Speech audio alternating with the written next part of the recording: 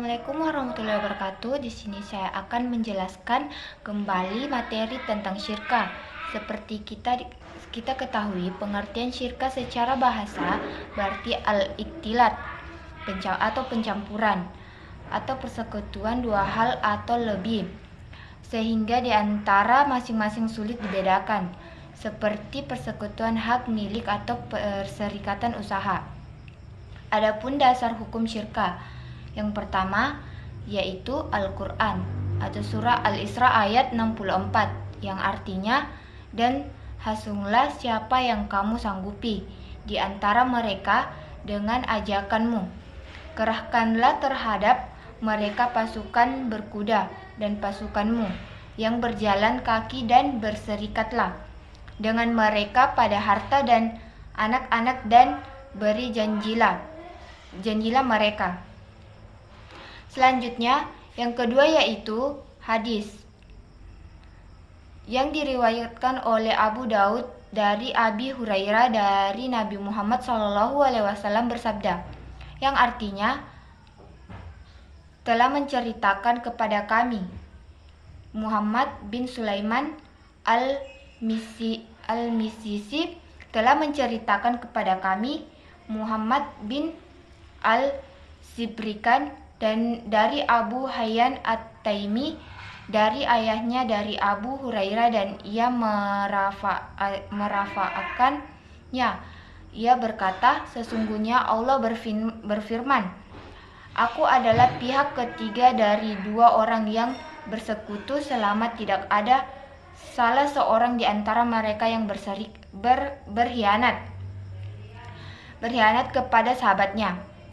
Apabila ia telah mengkhianatinya, maka aku keluar dari keduanya. Hadis riwayat Abu Daud dan disahkan oleh Hakim.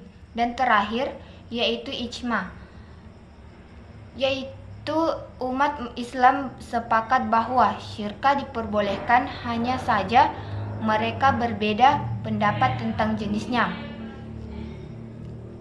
Selanjutnya adapun rukun, yaitu pertama sigat atau lafaz akad, kedua orang, pihak-pihak yang mengadakan serikat, yaitu pihak-pihak yang mempunyai kepentingan dalam mengadakan perserikatan, dan yang ketiga yaitu pokok pekerjaan atau bidang usaha yang dijalankan,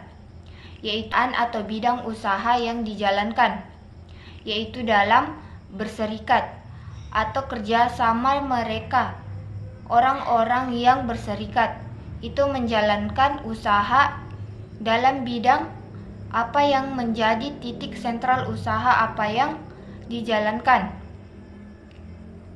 Selanjutnya, syarat syirka, yaitu pertama, syirka dilaksanakan dengan modal uang tunai.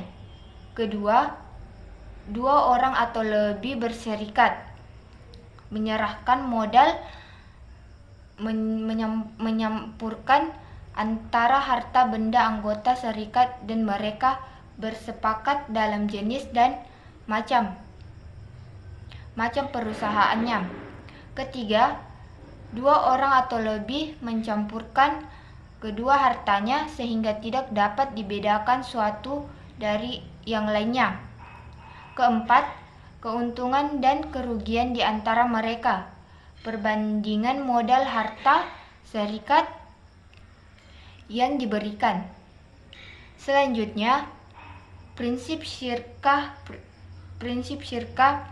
merupakan kaidah fundamental dan kode yang mengatur masyarakat agar tidak terjadi pelanggaran hukum dan destruksi dalam Islam. Sumber prinsip ekonomi dan keuangan adalah syariah. Syariah adalah prinsip yang terungkap atau revealed principles, dan ini menjadi acuan prinsip keuangan dalam Islam yang merupakan suatu keunikan dan perbedaan yang ada dalam norma keuangan konvensional. Dan terakhir, tujuan dan manfaat syirka. Pertama, memberikan keuntungan kepada para anggota pemilik modal. Kedua, memberikan lapangan pekerjaan kepada para karyawannya. Dan yang terakhir, memberikan bantuan keuangan dari sebagian hasil usaha syirkah untuk mendirikan tempat ibadah, sekolah, dan sebagainya. Itulah penjelasan dari saya tentang materi syirkah. Kurang lebihnya dimohon dimaafkan. Wabillahi taufiq wa hidayah. Wassalamualaikum warahmatullahi wabarakatuh.